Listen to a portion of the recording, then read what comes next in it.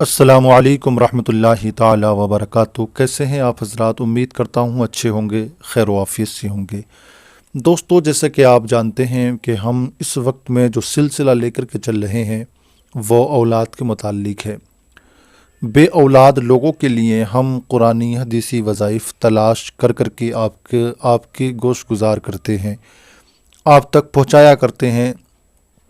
और हमारा वजीफ़ा जो हुआ करता है वो या तो किसी बाबरकती नाम का या फिर अल्लाह तबारक व तआला के कलाम का, कुरान पाक की आयत सूरतें वगैरह हम आपको बताया करते हैं। देखिए, अल्लाह तबारक व तआला ने जो कुरान पाक नाजिल किया है इसमें हर मरज़ का इलाज है, बस हमें उसका पता होना चाहिए।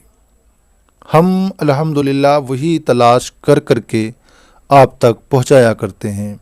कौन सी आयत, कौन सी सूरत आपको किस वक्त में किस काम के लिए पढ़ना है, ये हम आप तक पहुंचाया करते हैं।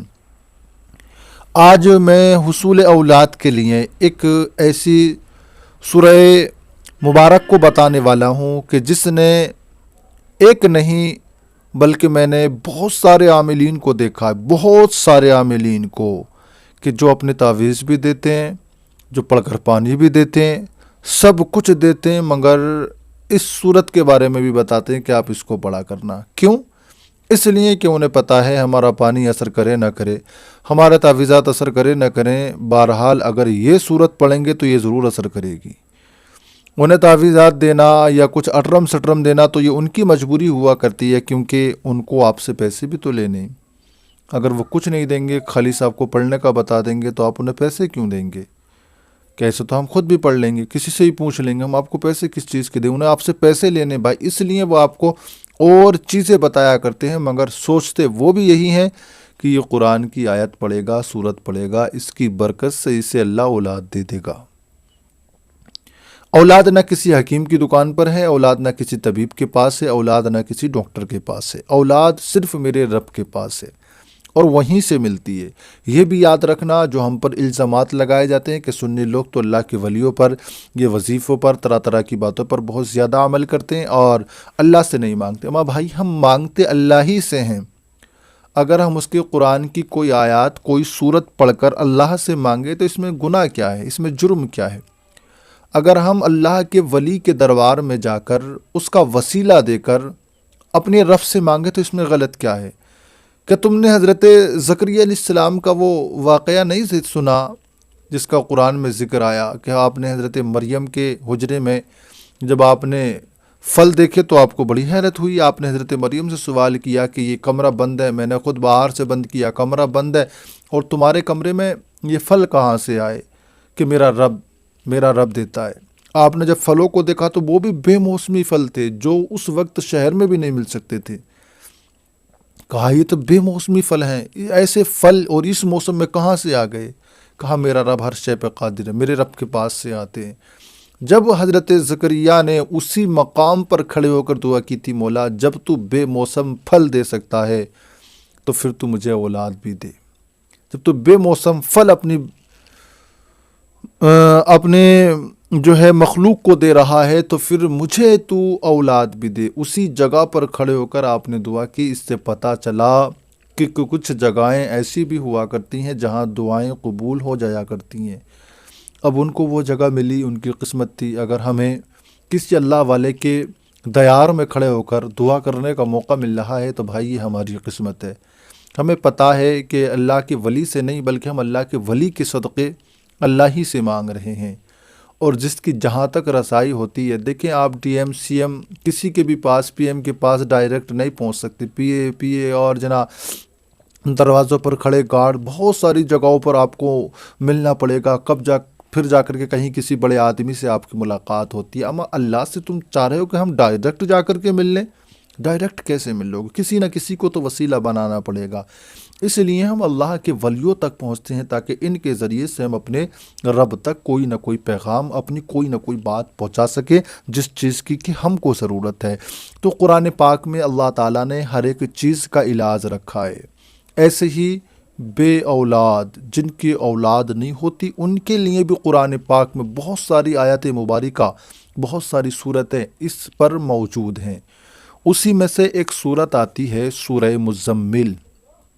سورہ مزمل کو آپ نے بار بار سنا ہوگا، سورہ مزمل کا آپ نے بار بار ذکر بھی سنا ہوگا۔ اولاد نہ ہونے والے معاملوں میں سورہ مزمل بہت زیادہ یعنی پیش کی جاتی ہے۔ کسی طبیب کے پاس آپ پہنچیں گے تو وہ آپ کو دوائی دے گا، سب کچھ دے گا، مگر آپ سے کہے گا کہ سورہ مزمل پڑھنا رات کو، کیونکہ اسے پتہ ہے سورہ مزمل میں یہ تاثیر، یہ برکت رکھی ہے پروردگار نے کہ سورہ مزمل پڑھو، جو سوچو وہ ملے گا۔